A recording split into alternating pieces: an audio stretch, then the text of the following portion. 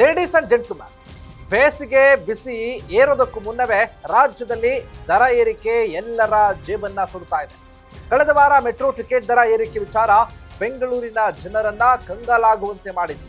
ಆದರೆ ಈಗ ಕೆಎಸ್ಆರ್ಟಿಸಿ ಬಸ್ನಲ್ಲಿ ದರ ಏರಿಕೆ ಆಗಿದ್ದು ಇವತ್ತು ಬೆಳ್ಳಂಬೆಳಿಗ್ಗೆ ಪ್ರಯಾಣಿಕರಿಗೆ ಶಾಕ್ ಎದುರಾಗಿದೆ. ಹಾಗಾದ್ರೆ ಎಷ್ಟು ಜಾಸ್ತಿ ಆಯಿತು? ಪ್ರಯಾಣಿಕರು ಏನು ಹೇಳ್ತಿದ್ದಾರೆ? ಎಸ್ ವೀಕ್ಷಕರೇ, ನೆಲ ಜಲ ಭಾಷೆಗಾಗಿ ಪ್ರಾಮಾಣಿಕ ಪತ್ರಿಕೋದ್ಯಮ. ನೀವು ನೋಡ್ತಾ ಇದ್ದೀರಾ ಫೋಕಸ್ ಟಿವಿ. ನಾನು ಶಿವು ರಾನರಾಪುರ.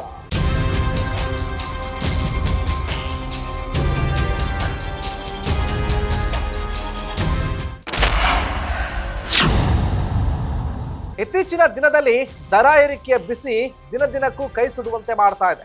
ಇಷ್ಟು ದಿನ ರಾಜ್ಯದಲ್ಲಿ ಮೆಟ್ರೋ ಟಿಕೆಟ್ ದರ ಏರಿಕೆ ಗದ್ದಲ ಜೋರಾಗಿತ್ತು.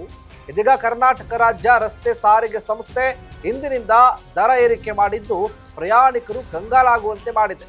ಕೆಎಸ್ಆರ್ಟಿಸಿ ಬಸ್ಸುಗಳಲ್ಲಿ ಸಾಗಿಸುವ ಲಗೇಜ್ ಶುಲ್ಕವನ್ನ ಸಾರಿಗೆ ಇಲಾಖೆ ಹೆಚ್ಚಳ ಮಾಡಿ ಆದೇಶವನ್ನ ಹೊರಡಿಸಿದ್ದು ಇಂದಿನಿಂದಲೇ ಜಾರಿಗೆ ಬಂದಿದೆ. ಈ ಹಿನ್ನೆಲೆ ಇವತ್ತು ಬೆಳ್ಳಂಬೆಳಿಗ್ಗೆ ಬಸ್ ಹತ್ತಿದ ಪ್ರಯಾಣಿಕರಿಗೆ ಶಾಕ್ ಎದುರಾಗಿದೆ.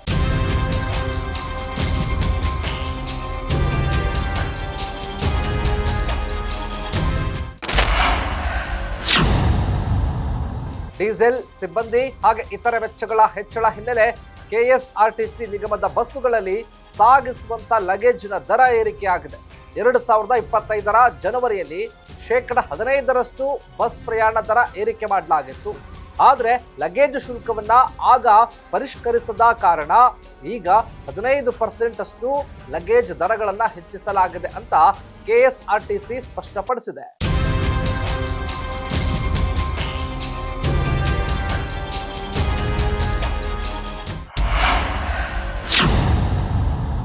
ಕೆಎಸ್ಆರ್ಟಿಸಿ ಬಸ್ಸುಗಳಲ್ಲಿ 30 kgವರೆಗೆ ಉಚಿತವಾಗಿ ಲಗೇಜ್ ಅನ್ನು ಸಾಗಿಸುವಂತಹ ಅವಕಾಶ ಕೂಡ ಇದೆ.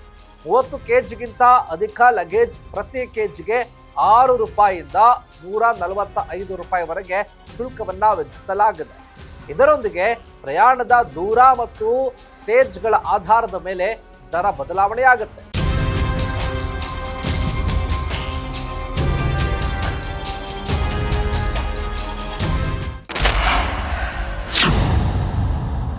ರಾಜ್ಯದಲ್ಲಿ ಈಗಾಗಲೇ ಕೂಡ ಪ್ರಯಾಣ ದರ, ಇಂಧನ ಬೆಲೆ ಏರಿಕೆ ಚರ್ಚೆಯಲ್ಲಿದೆ. ಈ ಸಂದರ್ಭದಲ್ಲೇ ಲಗೇಜ್ ದರ ಹೆಚ್ಚಿಸಿದ್ದು ಮುಂದಿನ ದಿನಗಳಲ್ಲಿ ಇತರೆ ಸಾರಿಗೆ ನಿಗಮಗಳು ಕೂಡ ದರ ಪರಿಷ್ಕರಣೆ ಮಾಡುವ ಸಾಧ್ಯತೆ ಇದೆ. ಇತ್ತೀಚೆಗೆ ಬೆಲೆ ಏರಿಕೆ ಬಡ ಹಾಗೆ ಮಧ್ಯಮ ವರ್ಗದ ಜನರಿಗೆ ಬಿಸಿ ತುಪ್ಪವಾಗಿ ಪರಿಣಮಿಸಿದೆ. ಇದಾಗಿತ್ತು ಫೋಕಸ್ನ ಸ್ಪೆಷಲ್ ಸ್ಟೋರಿ.